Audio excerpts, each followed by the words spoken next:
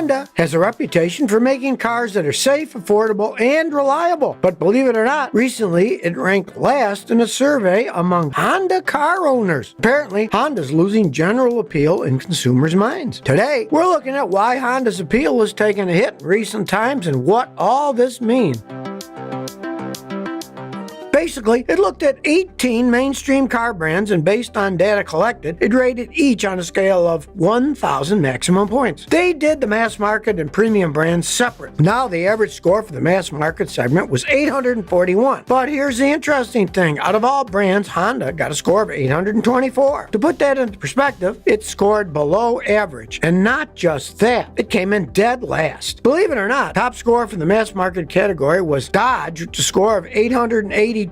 Actually, this was their third consecutive year to achieve the rank. Apparently, Dodge owners are very happy and thrilled about their car. Or perhaps they're delusional. Either way, they came up on the top. Second rank was Ram.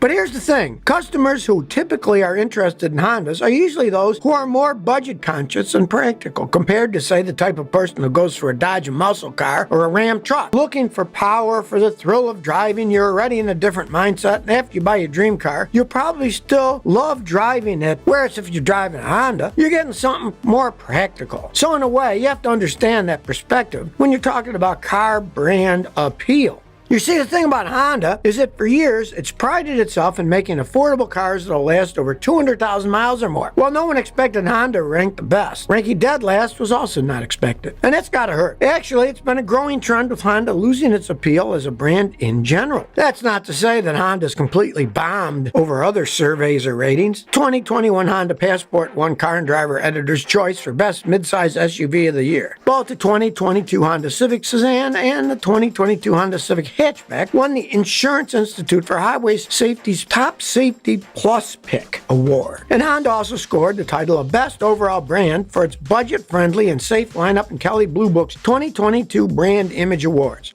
So here's a powerful question. Honda or Toyota, which is better? Depending on who you ask, you'll get completely different answers. If you ask me, both make good, simple cars. But here's the thing. These two car makers focus on two different things. Toyota has an edge when it comes to longevity and dependability. The data speaks for itself. Just look at the most popular cars like Camry and Corolla, for example. They're well known for lasting hundreds of thousands of miles. If you're looking for a reliable car that'll last a long time, go for a Toyota. Or if you want a reliable car that'll last a long time but has a more luxury interior and features, go for a Lexus. It's the same company. If you're wondering why Toyota makes such reliable cars, well, they've earned their reputation over decades, and there are several factors behind this. First of all, Toyota takes its time to develop, iron out, and refine new features, trims, and upgrades. It just doesn't roll them out as fast as possible. For Toyota, it's not about speed of rollout or quantity either. It's about quality. Toyota takes its time to test new designs and components. As they say, if it ain't broke, don't fix it. Toyota seems to live by that. Toyota does peripheral features related to adaptive cruise control, Apple CarPlay, Android Auto, and touchscreen infotainment systems. But you'll notice the company mainly keeps its powertrains and other core components the same for years and years. Then there's also longevity. Compare the lifespan of the average Toyota to the lifespan of a Ford or Nissan, and Toyota will always come out on top. Of course, every Toyota model is different, but many Toyota models are known to last over 200,000 miles. That's around the maximum that most other car makers can even hope to reach. Believe it or not, the Toyota Highlander has a reputation for regularly making it over 300,000 miles, and it blows other car makers out of the water. It just keeps chugging along. Toyota engines are known for being incredibly well designed and easy to maintain, and on top of that, they last a long time. Take, for example, Toyota's GR Series engines. Toyota's 1 GRFE and 2 GRFE engines can be found under the hoods of many of its popular vehicles. Here's another thing that sets Toyotas apart. It prioritizes practicality and functionality over being fashionable and short-lived. Take the Prius, for example. Toyota's pattern has been to churn out simple cars that are focused on design and accessibility. That might not be the most exciting option in the market, but it'll sure be one of the most reliable. As a mechanic, personally, I always choose reliability over shape or form anytime. Toyota also has a defining edge. Put simply, you'll spend less money on maintaining a Toyota over 10 years compared to any other car brand in the same segment, hands down. It's as simple as that. On the other hand, Honda has a leg up when it comes to safety. That's what they're known for. So if you prioritize safety, you want a ride that offers good cargo space and road handling, then go for a Honda. Historically, Honda's also been known to make good cars that last over 200 200,000 miles. Their engines are simple and dependable. Generally speaking, repair costs are relatively low compared to other brands. Part of the reason is because Honda doesn't always come up with the newest and most modern technologies as many other car makers do. Some people say it's a downside, but it also means Honda parts are less complex to source and fix. Simple is a good thing. Hondas also have a very low engine failure rate. If you've ever experienced engine failure in your car, you know quite well that depending on the car brand or model, sometimes it could end up being cheaper to just buy another car rather than fixing the engine. Typically, Honda cars experience engine failure far less than other brands in the market. And it's the same story for Honda's hybrid, too. One study found that Honda vehicles have an impressive engine failure rate of just 1 in 344. I'm talking about a 0.29% failure rate. Honda is leveraging its years of production history. It's learned from its mistakes and streamlined and refined its car design. Part of the reason is because Honda has a very strict and intense quality control system in place. Before a car moves through the line, Honda's strict policy means everything needs to get checked by a real person, not by robots. Having a human perform each detailed check usually means fewer production errors and better quality control at the end. Now, that's all said, there are some known common problems with Hondas. For example, Honda cars from 2003 to 2013 with V6 engines have been known for excessive fuel consumption, especially with its Accord models. Honda cars have experienced front brake rotors warping or premature wear and tear. Also, with the Accord models, there have been reports of the door locks randomly locking and unlocking after 100,000 miles. Another common issue among Hondas is issues related to the transmission. I'm talking about transmission fluid, leaks, slippages, and other related issues. Another common issue has to do with certain Honda dashboard display brightness levels fading and even going dark over time. One of the most problematic Honda models is the 2003 Honda Accord. According to NHTSA, there have been 1,984 complaints and reports associated with this particular model, more than any other Honda model. On the average, a Honda Accord will cost you $400 in annual repair costs. In particular, one of the most serious issues in the Honda Accord is premature brake rotor failure. And if you need to replace a brake rotor, you're looking at around $400 per axle. Another issue with this model has to do with its ignition switches and starters giving up prematurely. Accords are also known for their interior trim and paint issues. Then there's also electrical issues in the model, like fading dash lighting, underpowered batteries, and stereo backlighting failures. The 2017 Honda Accord has been nicknamed by some as a literal pain in the neck. That's because with this model year, owners reported extreme discomfort from seats and headrests, which literally resulted in serious neck and back pain for the riders. The Honda Civic is a very popular car, but it comes with its own unique issues too. On average, you're looking at $368 a year in annual repair costs for a Honda Civic. That's not as bad as the Accord. Some major mechanical issues with the Civic have included things like engine blocks that would crack, especially with the 2006 model year. Once that happened, it could cause coolant to leak and even cause potential engine failure. Similar to the Honda Accord, brake rotors have been known to wear down prematurely in the Civic, and transmission issues have also been reported. Many 2019 Honda Civics, for example, needed a software update for the fuel level sensor to fix an emissions problem error that the car kept recording. There have been reports of electric parking brake problems, as well as reports of air conditioning compressor leaks, cracked sun visors, Bluetooth connectivity issues, and peeling or cracking body paint. The Honda Civic also experienced a global Takata airbag recall because the airbags could dangerously and violently explode when deployed, or they could deploy too slowly. Then there's the Honda Pilot. Average yearly repair cost is $542 for a Honda Pilot. Complaints with the Pilot had to do with excessive oil consumption, but it's also had issues about electrical problems, transmission fluid leaks, and excessive premature brake rotor failure. The 2016 Honda Pilot specifically saw an issue where its fuel injectors were getting clogged along with gas recirculation valve and idle air control valve failures. Pilot models from 2003 to 2008 and also from 2010 to 2013 also saw defective low beams that were being caused by electrical wiring harness overheating. Honda Pilot models from 2003 to 2012 and 2015 also saw the differential fluid breakdown issues. When it comes to fuel injector repair costs, you're looking at shelling out at least $1,000.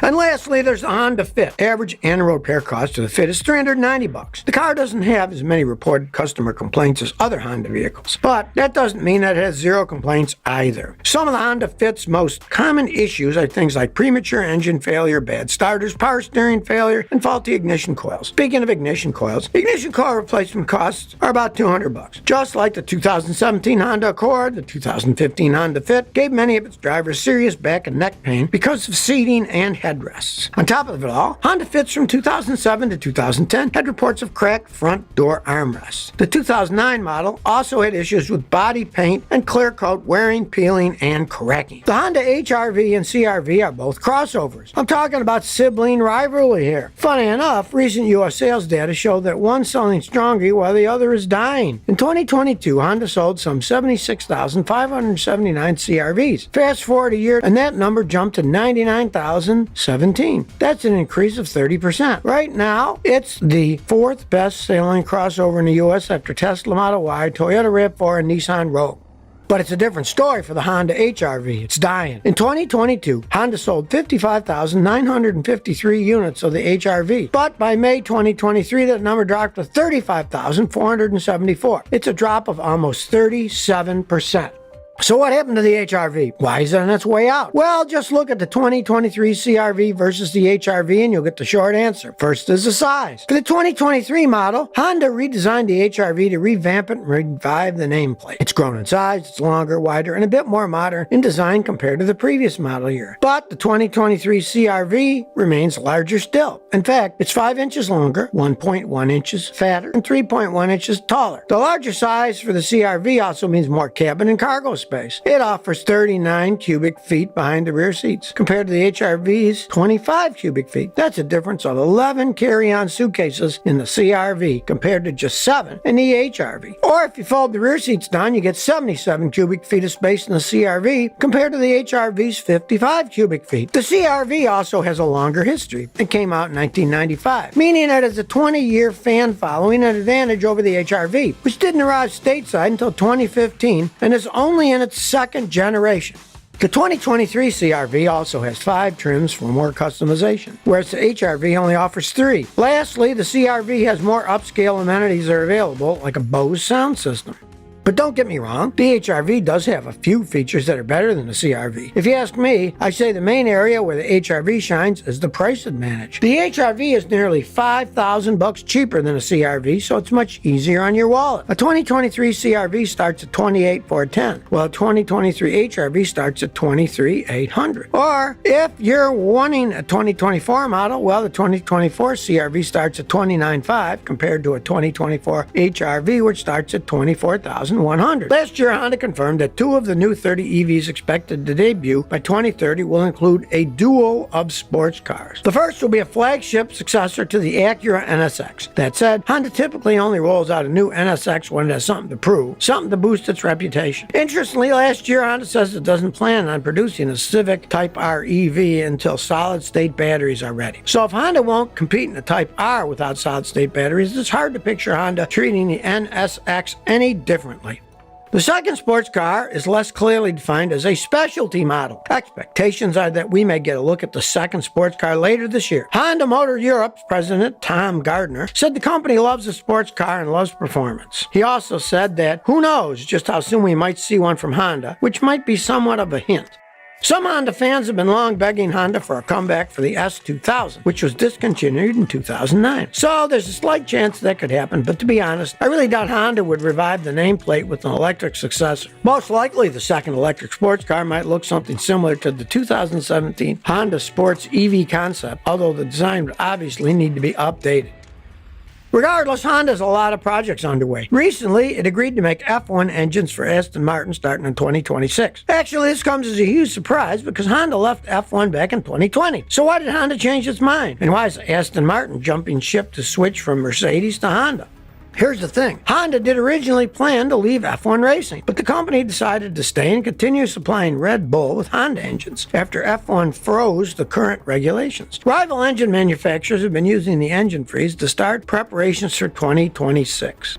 So, Honda currently supplies Red Bull with engines. But previously, because Honda was reluctant to commit to F1 beyond 2025, Red Bull decided to build its own engines for 2026 onward. In other words, end of the Honda Red Bull contract for 2026. But then, there's Aston Martin. It has an engine deal in place with Mercedes till the end of the current power unit regulation cycle in 2025, but not beyond. Kind of reminds me of picking teams for dodgeball. But for 2026 Formula One, we'll be seeing at least 6 engine manufacturers competing. Mercedes, Ferrari, Red Bull, Honda, Renault, and Audi.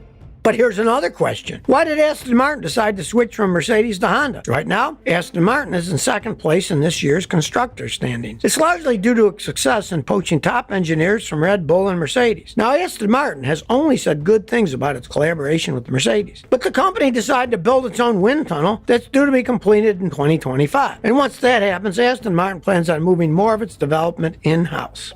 And that's where the Honda engine deal comes in. Actually, this deal will be a key part of Aston Martin's competitiveness in future championships. Aston Martin Group CEO Martin Whitmarsh confirmed that Mercedes has been a great partner and they intend to continue its good relationship. But let's be real, Mercedes is in it to win, and clearly so is Aston Martin. So the two parting ways isn't a huge surprise.